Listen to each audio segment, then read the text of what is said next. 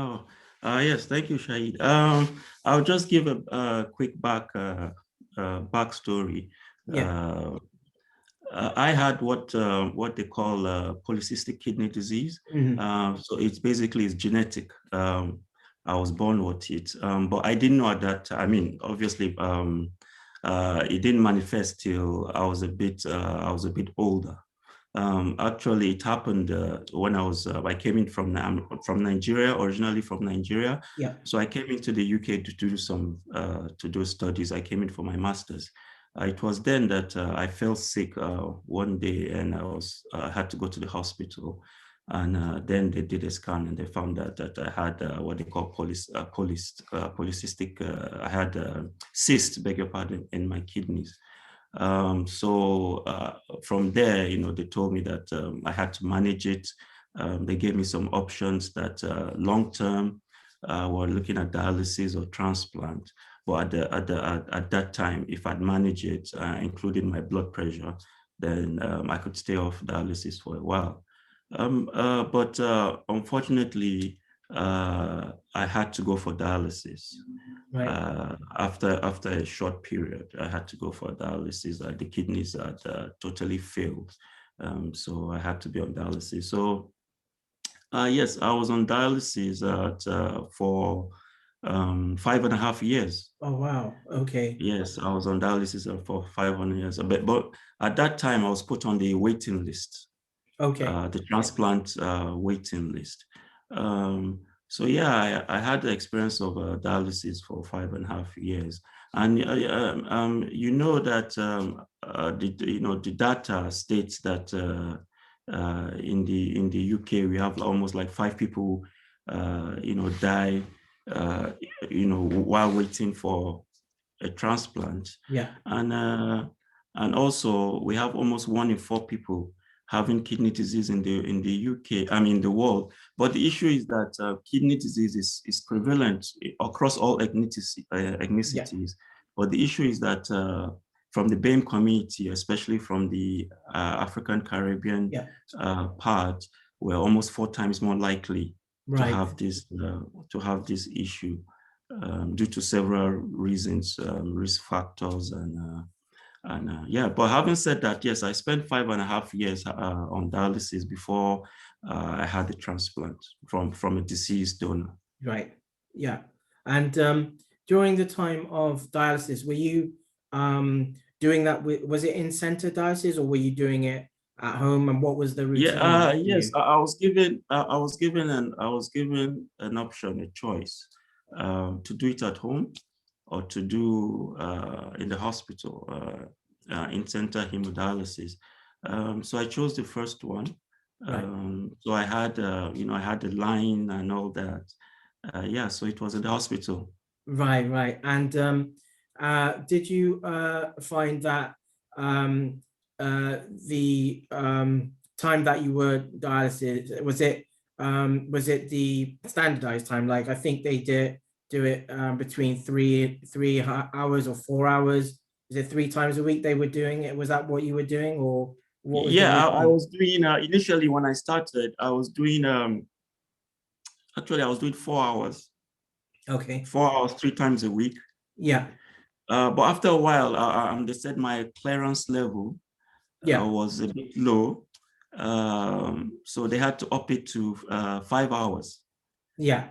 So I did 5 hours 3 times a week in the hospital. Oh, okay, okay. Yeah, Uh, yes. and so you manage your lifestyle and your routine around your dialysis, and you say you came to the UK to do your studies and things. And did you find that that was um did you find that dialysis and your routine, was that difficult to get, with concentration and things like that? Did that have an impact? Oh yes, you know as well. I mean, you have to, when it comes to dialysis, you have to build your life Yeah. around dialysis. The schedule. For me, it was we had this. I did my own in the night time. Right. In the evening, beg your pardon, Yeah. from 4 to between 4 and 5. then I'll leave the center by 10 Right. or Yeah. 9. So basically, I was able to get some work done Yeah. in the daytime. But after about a year, my energy level just dropped. Right. I mean, I was not, I was really tired after dialysis, Yeah. really tired after dialysis. I'll just go home and sleep. And, so I had to basically work part-time at that time. Yeah. But after a while, I just had to leave work and Right. just concentrate on dialysis because the energy levels were there. After dialysis, I was just tired. Yeah. Yeah. Mm. And so you say you were on dialysis five plus years, and then you had the good luck of having the transplant that Yes. came your way. And did you have did you get told quite a few things about what to expect, and did you have an understanding from the team of what was going to happen, etc.? Oh, yes. Before I started dialysis, I was briefed on the expectations, what to expect, and, uh, and all that. So yes, I was a bit prepared, and I also did a bit of research myself, Okay. to find out what was all about. So yes, I had a bit of preparation. But one thing is that what they tell you is quite different from reality. Yeah. It's something when they tell somebody something that you're going to go through this procedure, in your mind, this is how you. But in reality, is a typical different experience Yeah. when you're going through dialysis. You see, dialysis. We tend to talk about when it comes to illness, especially chronic illness, long-term illness. We talk about physical, pain Yeah. and discomfort, trauma, and all that. But sometimes we forget about the mental, Yeah. the mental aspect of that. For Yeah. me, uh, I had my family supported me, but I had to struggle mentally Yeah. because you stop working. You stop working. You have a family. I Yeah. had a family. I had young children. Yeah. Then you're always tired. You can't really do much with the family after Yeah. dialysis. Your energy levels, it's like anything you do, you have to ration that energy level. You have to pick and choose what you want to do, what you want to achieve that day, Yeah. because your energy is it's not infinite. So Yeah. yeah, so both the physical, the expectations of what they tell you based on the reality, it's there's a bit of a gap in it. Right. Yeah. And so where you're talking about energy, I know, for example, when I was undergoing treatment at the time, dialysis as well, it took me about at least half a day the next day to kind of recover. Would you Yes. say that's like your experience and you had to, like you say, you might have had quite a few things on your to-do list, but you couldn't Yeah. do them all because the energy Yes. wasn't Yeah. there. Exactly the same thing. I don't know if you heard of. You have okay. You get home around 10, 11. You have a good sleep. Maybe when I mean good sleep, you have a long-term sleep. You wake up.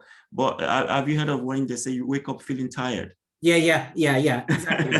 Yeah, Exactly. You yeah, you wake up. You said, okay, I've slept 8, 9 hours, but you wake up tired.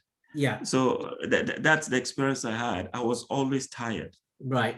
You So know. really fatigued or lethargic, and um basically because of the red cells, they Yeah. still needed that red cell turnover wasn't there as much as it should be if you had your normal functioning kidneys. Mhm. So when you had the transplant then and they went through the things with you, did you were you optimistic about that, or did that just give you a sense of did you feel still like there are things I still want to know before finding getting into having a transplant? You know, were they clear with you? I mean, I've been through it, you know, from a young age. So my experience is different. So, you know, you coming into it, you know, it'd be different again. So did you have the sense of optimism, you know, that after you had that understanding from them?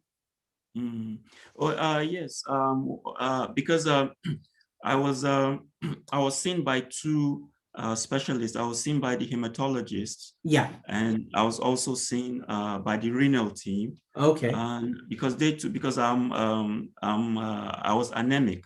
Yeah. I was anemic. So prior to the transplant, I had to do what they call a blood transfusion. Yeah. Uh, you know, in order to get my system ready for the transplant. Right. Yeah. So I was briefed. In fact, the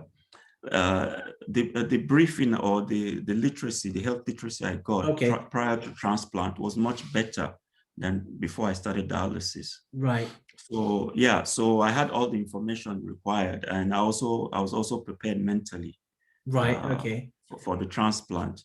So yes, I was ready for the transplant, and yeah, it went on fairly well. Yeah. Okay. And then so what about so this month or World Kidney Day this year, again we were saying it's about living well with kidney disease, and basically one of the things I wanted to ask is how you feel, the difference of how you felt before versus now, and especially around, like, I mean, when the people say living well means lots of different, it can mean lots of different things to different people, right? So some may focus on health, diet and nutrition, some may on mental health, some on, you know, other things, and everything has to come together. But for you, do you think there was a difference between, you know, how you're feeling and before versus now? And, you know, if you look at it now, you know, what are the things that you wish that you had understanding of then that you do have now? Okay. First of all, we know that beg your pardon, transplant is it's not a cure. Yeah. It's not a cure. You still have certain things you have to do regarding medication. You have to be on medication for the lifetime of the transplant. Yeah. And so, but the thing is that there's a clear difference for me personally, because I can't speak for others. I can only talk about my own personal experience. Yeah. There's a clear difference between a transplant and dialysis. A transplant, you get back to as what you call normalcy Yeah. as possible. Your energy level is better. You Yeah. concentrate more. You're sharper, Yeah. and the restrictions you have on diet, it's lessened. You know, Yeah. you can eat more. Before, you had a lot of restrictions on what you couldn't eat, potassium levels, salt levels, Yeah. etc. But now you can eat better. Your energy is better mentally. You feel better. Yeah. So initially, after the transplant, the first 1 year for me was the most difficult. Yeah. Because yeah, you had a lot of consultations. You're getting used to taking all these medications, because a lot of medications Yeah. taking, you know, then you're adjusting back to, you know, I've been on dialysis for 5.5 years. So Yeah. you're adjusting, you know, getting yourself back to what you call normal, to use that word a bit. Yeah. So yeah, there's a big difference. You know, you Yeah. feel much better. But one thing I would have, you know, if I look back and said, okay, I wish I had more information Yeah. on the kind of food to eat. Right. Yeah. And you know, the food to eat, especially coming from an African Caribbean background, most of the information they give you is mostly based on, the Western diet. Right. And Okay. because we tend to eat, even though we're here in the UK, we tend to eat more of food from our own culture. Yeah. So if I had that information about what to eat, what not to eat, then medication wise, if I had a bit more information about the side effects of my medication, because the consultants, they do a lot of, they're very busy. Yeah. They do a lot of work, so they can just give you a brief, oh, this is the side effects of some of the medications, but they don't go into details.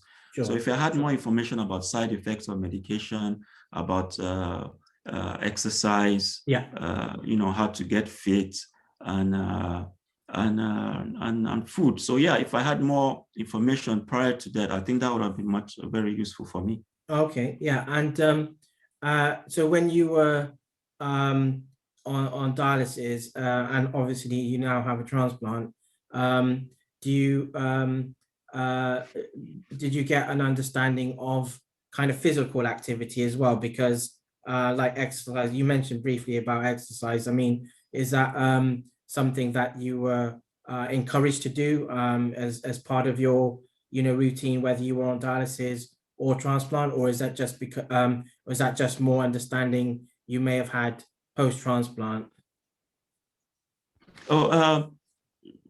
Exercise, what they tell you is you need to do exercise, you need to keep fit, you need to watch what you eat, Yeah. but you don't go into specifics. Yeah. The specifics, if you want more information, you have to do that research yourself. Yeah. And find out more. I know that people working in the NHS and all that, they have a lot of work to do. Yeah. And all that. But one thing out of life is that if a patient comes in on treatment like this, it would be nice if like the partners or family member is brought into as well, because one thing I do notice that when somebody is ill, there's much information they can take. There comes a certain point where they just black out the information.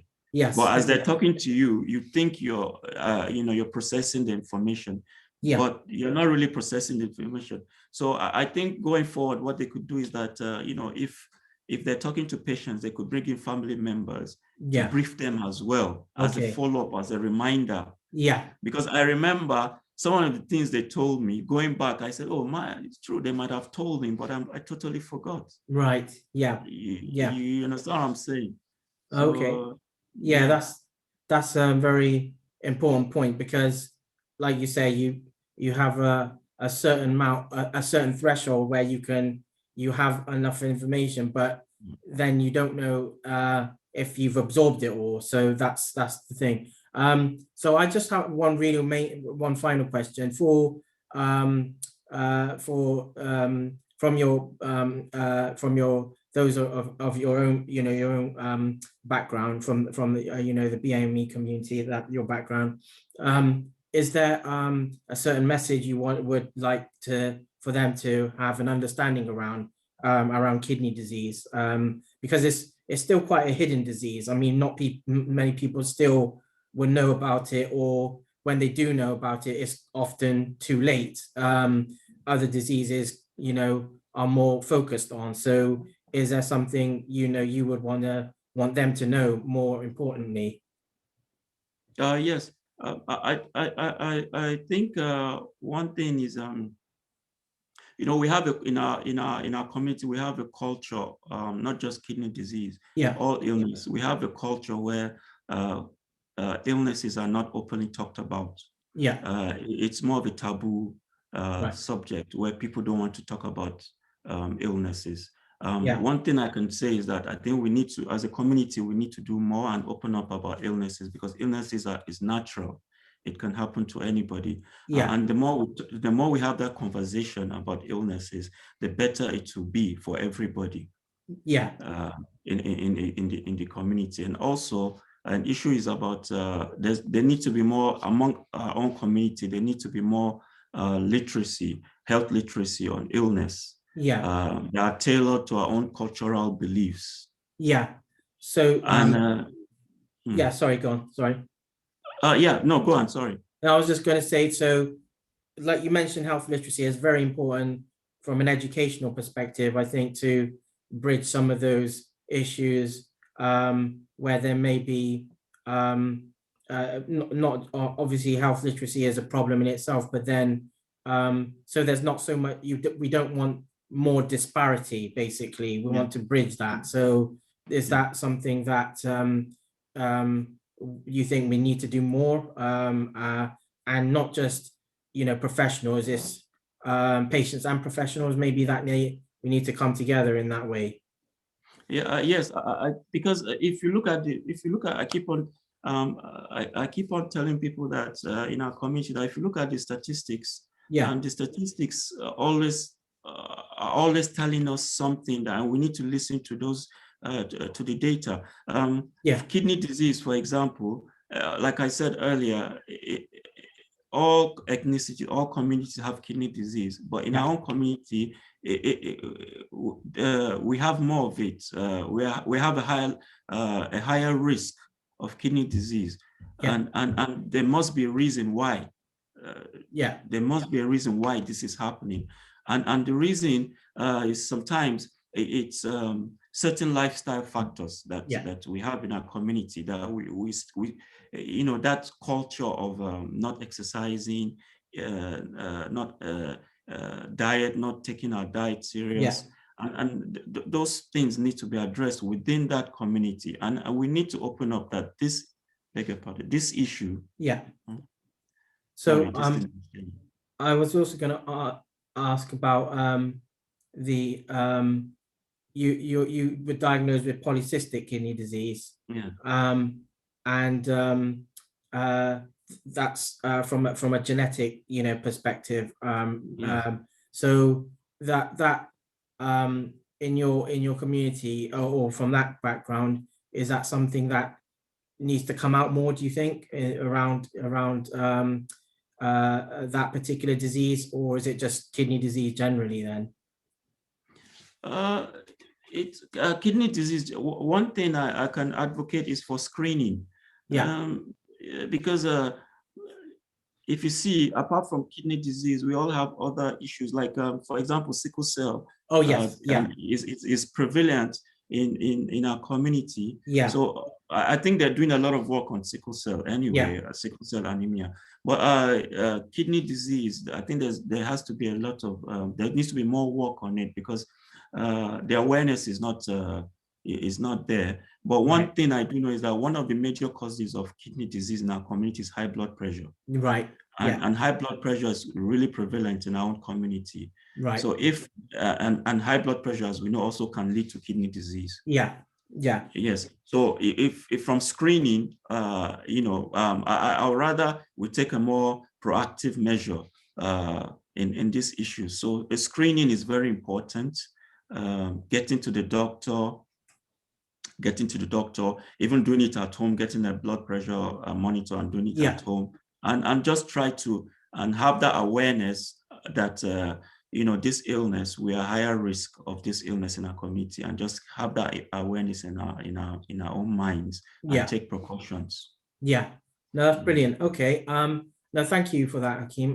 That's really informative, because as again, living well with kidney disease, they have, obviously there's lots of different themes that have come out around kidney disease per year, and it means different things to different people. So from I think that's absolutely right with blood pressure, and making that awareness more understood in our communities, but also how screening is important, having creatinine screening, for renal function at the right time, and that along with educational support. So I completely understand that perspective, and life for you now is better, I would hope, and hopefully your kidney carries on for many years to come, and that